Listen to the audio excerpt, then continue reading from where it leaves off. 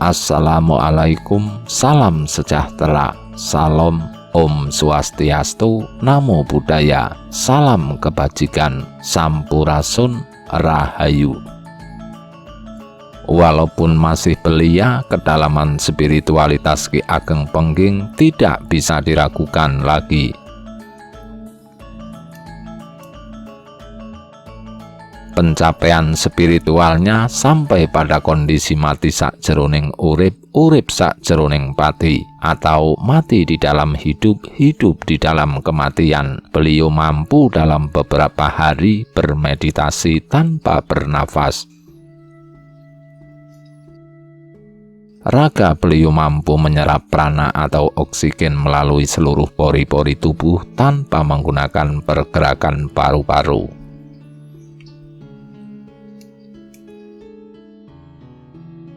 Bila tidak jeli, mereka yang melihat kondisi Ki Ageng Pengging sewaktu bermeditasi pasti akan menyangka beliau meninggal.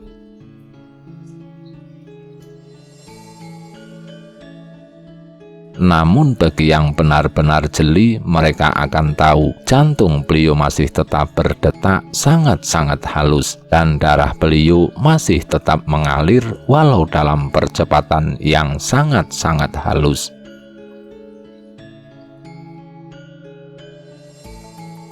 Dan yatiko sinangguh mamyaken prana sang dilajati ngarannya, yeku puja jati ngarannya, sembah yang alit yapwan mangkanatik senadening samadi wiyakta hilang ikang wayu kanal mati linari sangkanya apantan cinetana dening atma nahan marga kunci rahasia ngarannya Tatwa Jiana 62. Itulah yang disebut memuja prana sang dilajati, yaitu sejatinya puja sembahyangnya sukma. Bila sudah demikian samadinya sangat-sangat tajam, benar-benar hilangnya nafas yang kasar, mati lenyap ke asalnya. Kesadaran sukma telah melebur ke kesadaran atma. Inilah kunci kesempurnaan Tatwa Jiana 62. Ki Ageng Pengging telah mencapai tahap peleburan ini sesuai dengan yang diuraikan dalam rontal Tatwa Jiana. Bila beliau mau, beliau bisa meninggalkan badan kasarnya, mati sesuai dengan keinginannya sendiri. Begitu beliau diangkat sebagai penguasa Pengging pengganti ayahandanya, dalam usia belia beliau menikah. Seorang gadis dari daerah Tingkir, masih adik kandung Ki Ageng Tingkir, beliau persunting.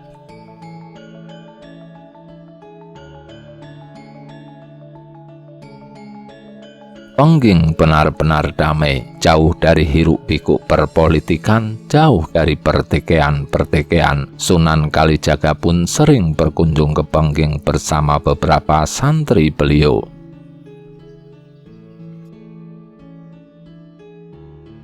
Dari Sunan Kalijaga, Ki Ageng Pengging senantiasa mendapat petuah-petuah yang sangat berharga.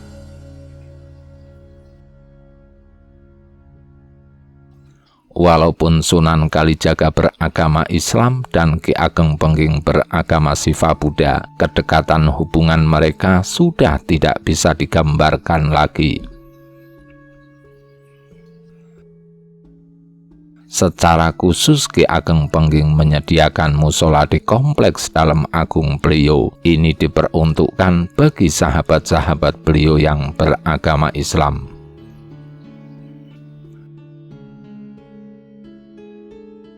Dari sahabat-sahabat Islam beliau inilah Ki Ageng Pengging tahu akan sosok Syekh Lemah Abang atau Syekh Siti Jenar, sosok ulama yang berseberangan dengan Dewan Wali Sangha.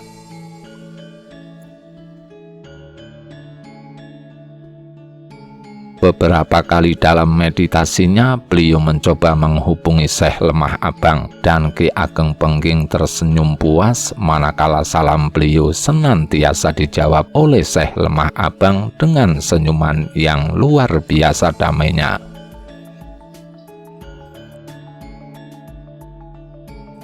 Ki Ageng Pengging tahu Syekh Lemah Abang bukan manusia sembarangan. Beberapa kali pula mereka bertemu di dalam alam meditasi. Ki Ageng Pengging mencium kaki Syekh Lemah Abang dengan penuh hormat, dan Syekh Lemah Abang senantiasa mengusap-usap kepala Ki Ageng Pengging dengan penuh kasih.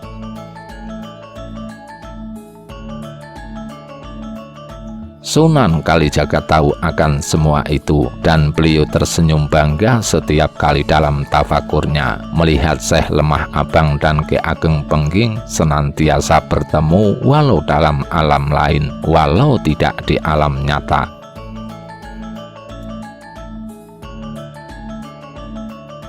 Dan manakala sosok Syekh Lemah Abang mendadak berkunjung ke Pengging, betapa bahagianya Ki Ageng Pengging. Walau belum pernah bertemu secara fisik, Ki Ageng Pengging dan Syekh Lemah Abang sudah sedemikian dekatnya.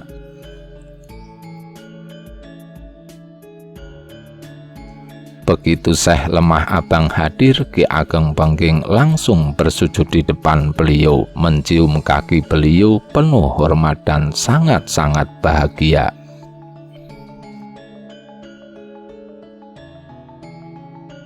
Pernah selama 3 hari 3 malam, keduanya meluangkan waktu untuk berdiskusi tentang intisari spiritualitas. Tidak hanya sekedar berdiskusi, keduanya pun masuk ke kedalaman batin masing-masing.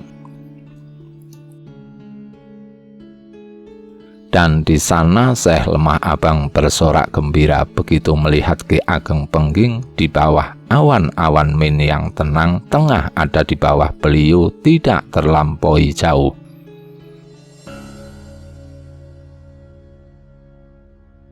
Dan di sana Ki Ageng Pengging mencakupkan kedua tangannya di depan dada, menyembah sembari memandang Syekh Lemah Abang dengan senyuman kedamaian.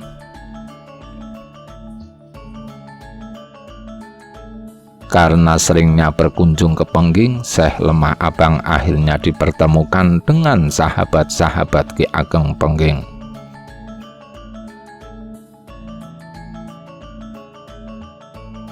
Beberapa bangsawan muda keturunan Majapahit yang masing-masing juga memiliki wilayah kekuasaan. Mereka antara lain Ki Ageng Tingkir, Ki Ageng Putuh, dan Ki Ageng Ngerang.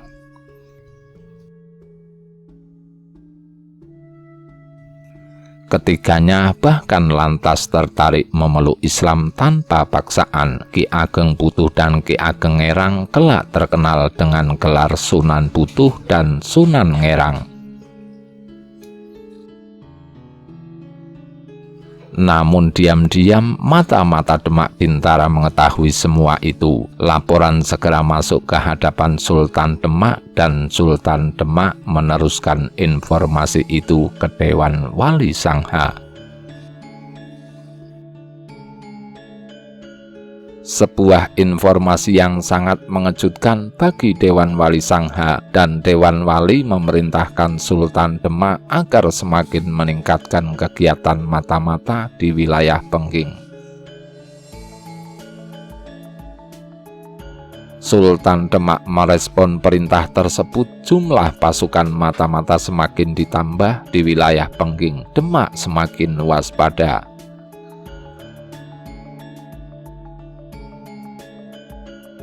Karena bila Pengging bergerak, dapat dipastikan dukungan dari berbagai daerah akan mudah diraih.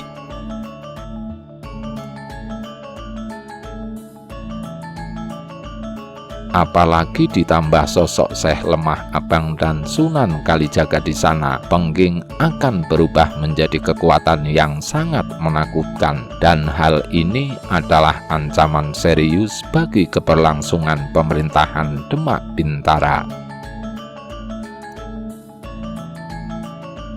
Padahal ketakutan Demak Bintara hanyalah ketakutan semu, karena di Pengging tidak ada pergerakan apapun. Ki Ageng Pengging tidak mempunyai rencana apapun untuk berbuat makar. Demak Bintara hanya ketakutan sendiri.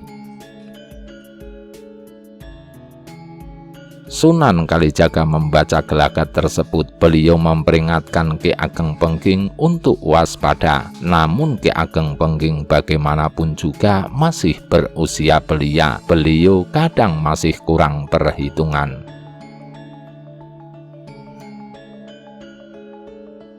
Beliau sangat mencintai spiritualitas, dan kecintaannya ini membuat beliau tanpa perhitungan yang matang menawarkan wilayah Pengging untuk dipakai sebagai tempat kepindahan pesantren Grendasawa milik Syekh Lemah Abang. Syekh Lemah Abang memang mempunyai rencana untuk memindahkan lokasi pesantrennya yang ada di Cirebon. Hal ini berkaitan dengan situasi politik Cirebon yang semakin memanas akibat terus-terusan menjalankan agresi militer ke Pajajaran. Cirebon sudah tidak kondusif lagi bagi peningkatan kesadaran. Sudah sangat-sangat berubah, sudah tidak sama lagi dengan Cirebon di masa Syekh Datul Kafi masih hidup.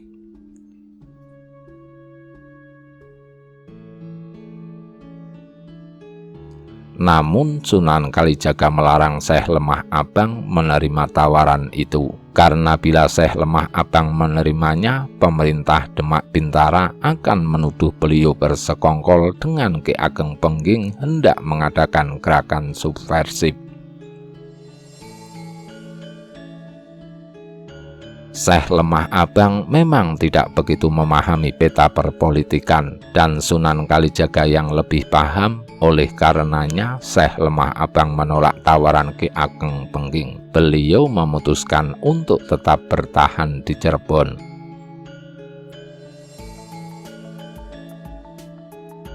Dan kabar bahwasanya Ki Ageng Pengging menawarkan wilayah Pengging sebagai tempat kepindahan pesantren Grendasawa diartikan lain oleh pemerintahan Demak.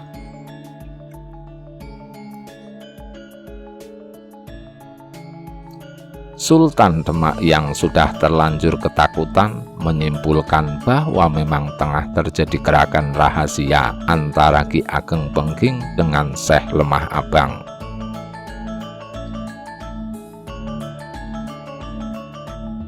Dan Dewan Wali Sangha pun bertindak. Sunan Giri Kedaton mengeluarkan fatwa bahwa Syekh Lemah Abang adalah musuh kekhilafahan Islam di Jawa, dan tugas Sultan Demak dan Sultan Cirebon atau Sunan Gunung Jati untuk menangkap Syekh Lemah Abang.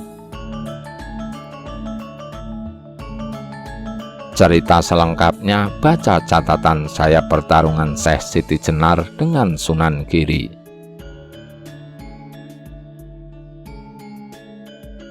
Terdengarlah kabar Syekh Lemah Abang dijatuhi hukuman mati oleh pemerintahan Demak Bintara dengan tuduhan mengajarkan ajaran sesat dan hendak mengadakan makar.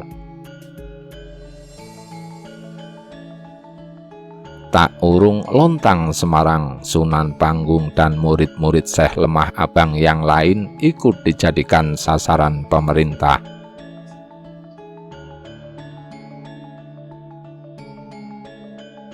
Kabar ini sampai juga ke Pengging. Ki Ageng Pengging bergabung.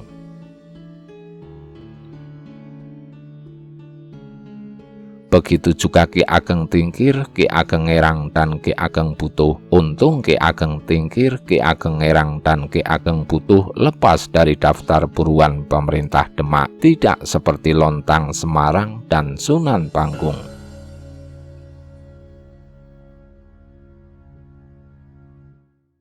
Ki Ageng Pengging benar-benar merasa kehilangan, dan beliau semakin menyadari bagaimana posisinya di mata Sultan Demak. Dirinya dipandang sebagai duri dalam daging, musuh dalam selimut.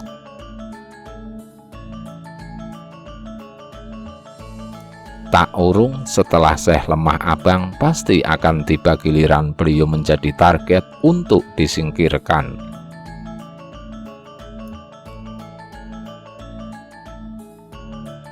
Ki Ageng Pengging telah siap untuk itu, siap menunggu giliran untuk disingkirkan, bukan untuk melakukan perlawanan bersenjata, namun siap menerima ajal jika memang Sultan Demak menghendakinya.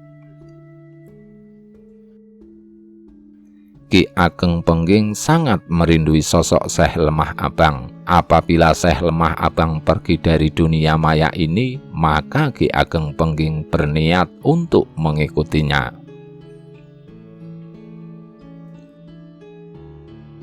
Apalah arti dunia bagi Ki Ageng Pengging? Dunia sama sekali tidak menarik minat beliau.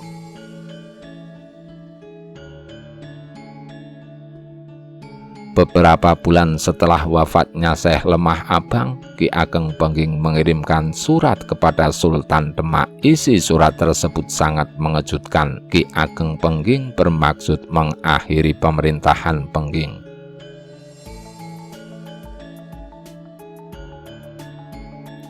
Dan beliau meminta kepada Sultan Demak agar memasukkan wilayah Pengging ke kadipaten terdekat. Sesuai kebijaksanaan Sultan Demak, bahkan Ki Ageng Pengging meminta agar Sultan Demak melepas segala jabatan politik beliau.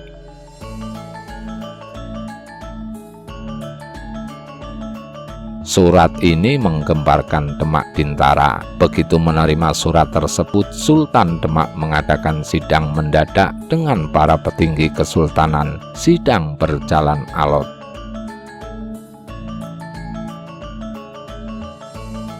Dan hasil keputusan sidang menyetujui permintaan Ki Ageng Pengging. Walaupun sikap waspada tetap harus dijaga demi menghadapi maksud tersembunyi dari permintaan tersebut.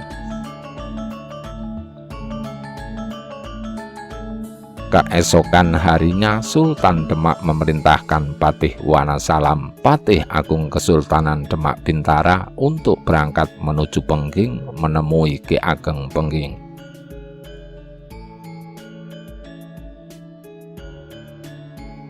Patih Wanasalam ditugaskan untuk membacakan surat keputusan Sultan Demak di hadapan Ki Ageng Pengging, sekaligus memenuhi keinginan Ki Ageng Pengging mengadakan pelepasan jabatan.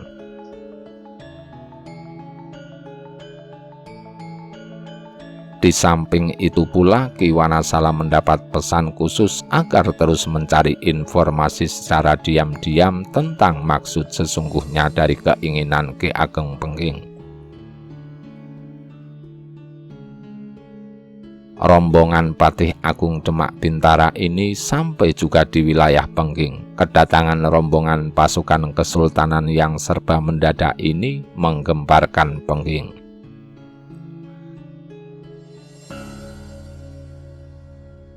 Para prajurit Pengging tanpa dikomando segera mempersiapkan diri untuk menjaga hal-hal yang tidak diinginkan. Pengging mendadak tegang.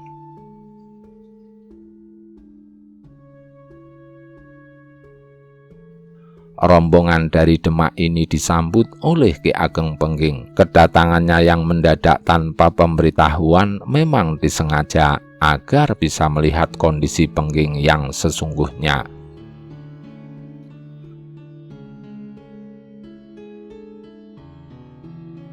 Seluruh pasukan Demak diberi tempat istirahat tersendiri. Ki Patih Wanasalam diberikan tempat khusus. Perjalanan yang agak jauh membuat sang patih kecapean.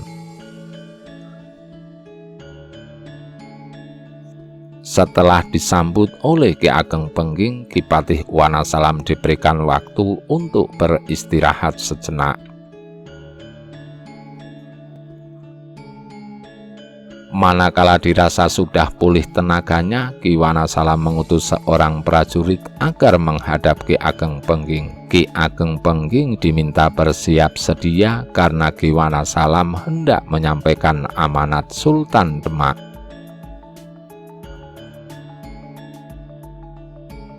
Dan prajurit yang diutus kembali dengan menyampaikan pesan dari Ki Ageng agar Ki Patih berkenan menuju Balai Bisowanan.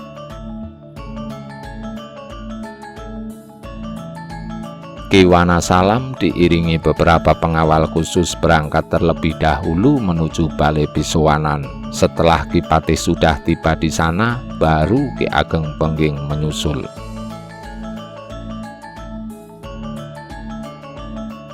Hal ini adalah etika kerajaan Jawa, di mana seorang pejabat besar harus terlebih dahulu ada di Balai Bisowanan, baru pejabat di bawahnya datang menghadap.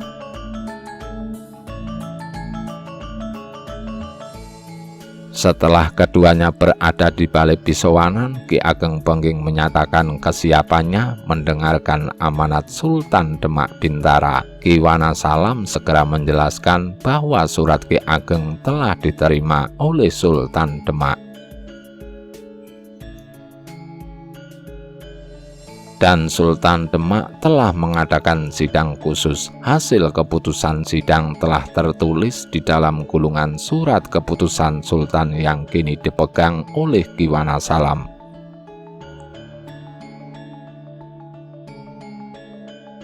Sebelum dibacakan, Ki Wanasalam menanyakan kesungguhan isi surat yang dikirimkan Ki Ageng Pengging. Lantas rencana apa yang hendak dilakukan Ki Ageng Pengging apabila keinginannya dikabulkan oleh Sultan Demak.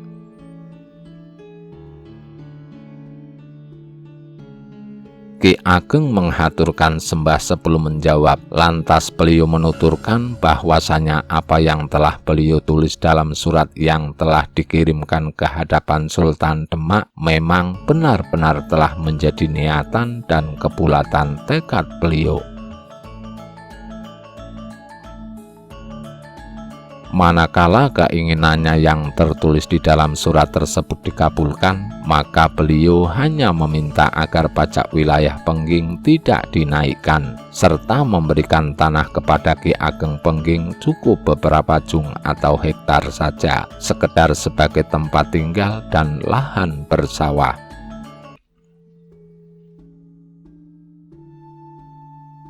Ki Wanasalam belum puas, dia terus mengajukan pertanyaan-pertanyaan yang penuh selidik.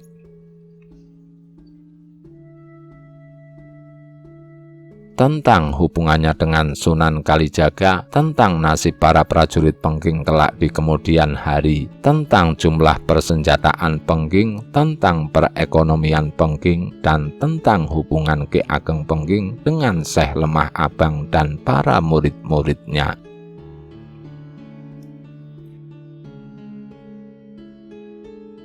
Ki Wanasalam sengaja ingin mendengar langsung jawaban dari Ki Ageng Pengging demi untuk mencari hal-hal yang janggal dari kata-kata beliau.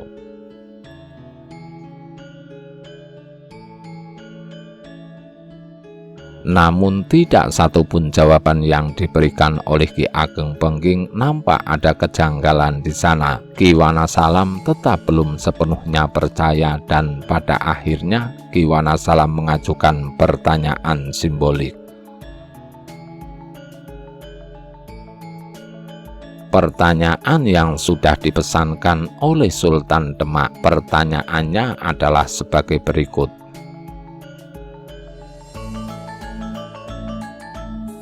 Mana yang dipilih, atas atau bawah, kosong atau isi? Ki Ageng Pengging tersenyum sejenak, beliau terdiam, lantas memberikan jawaban.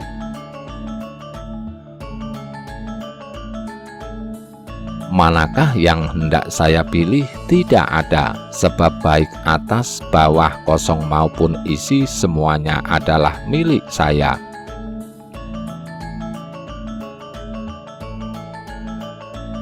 Ki Wanasalam terkejut mendengar jawaban Ki Ageng Pengging. Sekali lagi Ki Wanasalam mengajukan pertanyaan serupa dan kembali Ki Ageng Pengging memberikan jawaban yang sama dan beliau tambahi,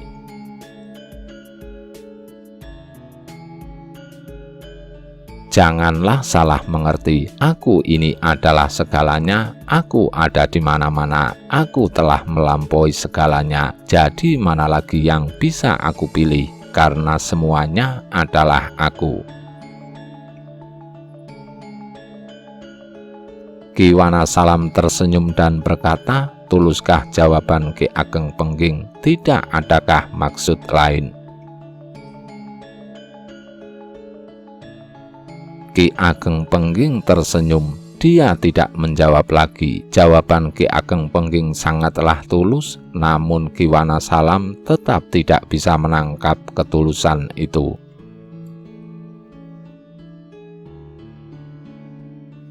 Dia masih curiga jikalau jawaban itu bernilai ambigu, tidak murni spiritual, namun tersirat juga maksud Ki Ageng Pengging mempunyai rencana merebut tahta Demak Bintara. Pikiran Ki Wanasalam yang sudah terpola dengan kecurigaan tidak bisa melihat ketulusan kata-kata Ki Ageng Pengging.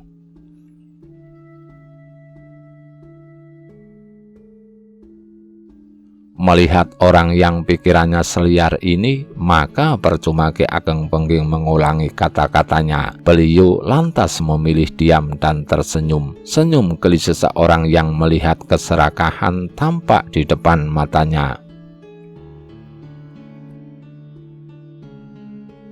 Keserakahan manusia yang terobsesi keduniawian, dan lagi-lagi senyum ini diartikan lain oleh pikiran Ki Wanasalam, pikiran yang sudah penuh dengan setan-setan liar. Jika Ki Wanasalam sadar, dia seharusnya malu kepada sosok pemuda yang umurnya terpaut jauh dengannya, namun batinnya lebih tulus daripada batinnya sendiri.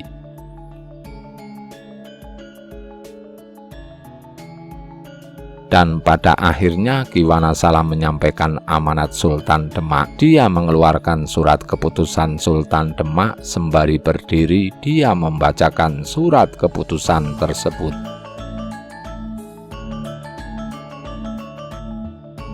Surat tersebut berisi, mulai semenjak hari yang tertanda dalam surat keputusan Sultan Demak, Ki Ageng Pengging dilepas dari jabatannya sebagai Adipati Pengging.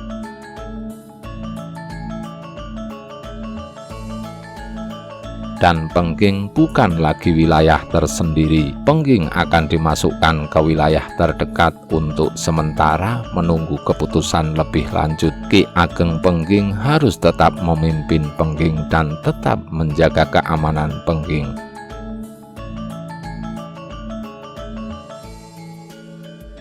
Gemparlah seluruh prajurit Pengging mendengar surat keputusan Sultan Demak tersebut, sedang Ki Ageng Pengging malah tersenyum puas.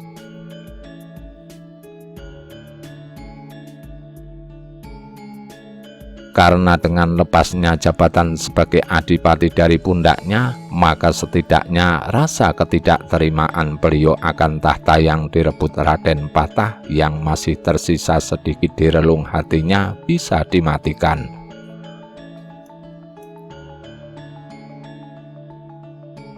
Namun tidak begitu bagi para prajurit Pengging, banyak yang menahan amarah ketidakterimaan.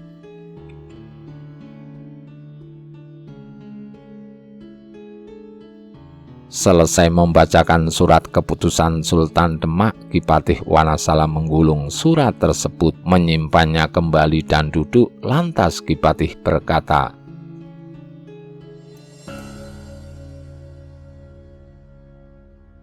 mulai hari ditetapkannya surat keputusan ini, Ananda Ki Ageng Pengging sudah bukan lagi seorang adipati, dan atas perintah Kanjeng Sultan Demak, Ananda harus menghadap ke Demak demi menunjukkan kesetiaan Ananda. Ki Ageng menjawab,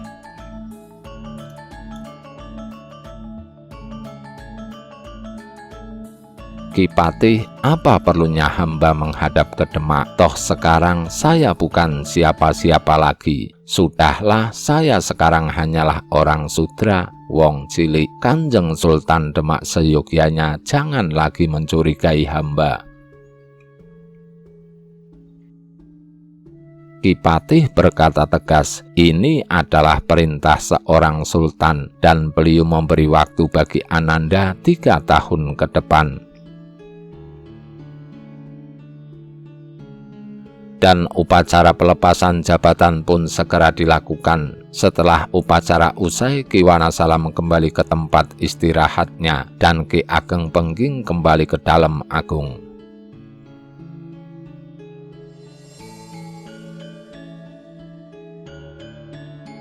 Berita dilepasnya jabatan Adipati dari pundak Ki Ageng Pengging segera menyebar ke seluruh penjuru Pengging. Menyebar dari mulut ke mulut, ketidakpuasan pun terdengar. Banyak yang tidak bisa menerima akan hal tersebut.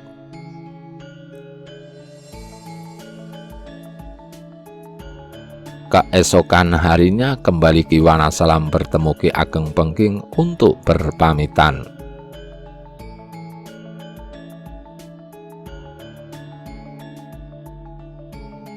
Hari itu Pengging kembar. Para lurah prajurit Pengging memohon menghadap kepada Ki Ageng Pengging demi untuk menanyakan maksud keputusan tersebut.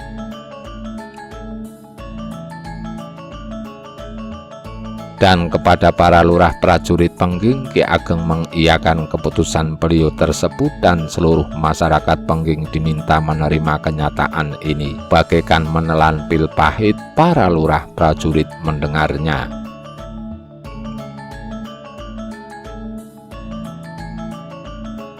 Ki Ageng Pengging lantas memberikan kepada mereka untuk bergabung menjadi prajurit kadipaten yang bakal dipasrahi wilayah Pengging kelak, atau melepaskan jabatan sebagai prajurit dan bertani.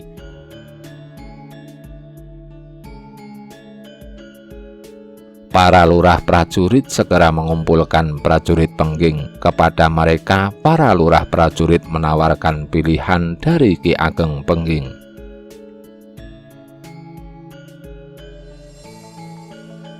Dan sungguh tidak disangka, seluruh prajurit menyatakan hendak meletakkan senjata dan memilih menjadi petani biasa mengikuti junjungan mereka Ki Ageng Pengging.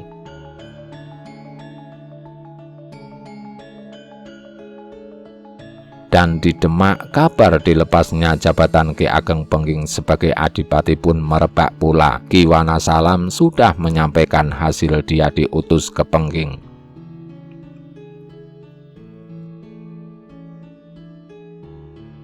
Sultan Demak sedikit berlega hati, namun manakala dia mendengar bahwasanya Ki Ageng Pengging tampak enggan untuk menghadap ke Demak, kecurigaannya kembali muncul.